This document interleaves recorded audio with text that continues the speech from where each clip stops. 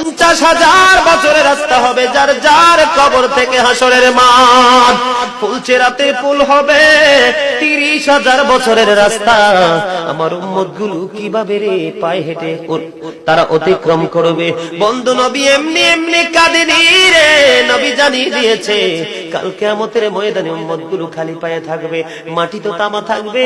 ও বন্ধু, তাদের শরীরে কোনো পোশাক থাকবে না, উলঙ্গ অবস্থায় থাকবে।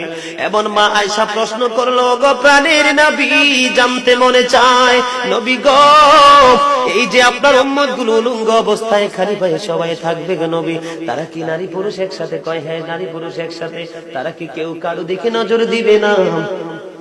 এবার আমার নবী বলেছে, আয়েশা রে, কেমন করে নজর দেবে রে আয়েশা?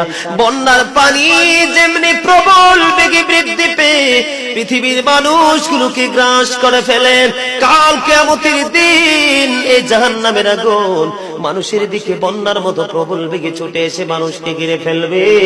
এত ভয়ঙ্কর হবে রে আয়েশা কেরা, এত ভয়ঙ্কর হবে আসরের দিন, এত ভয়ঙ্কর হবে সেই দিন। আর সেদিন এত বিপজ্জনক হবে, একটা পুরুষ আর একটা নারীর দিকে তাকাইবার মতো সুযোগ থাকবে না।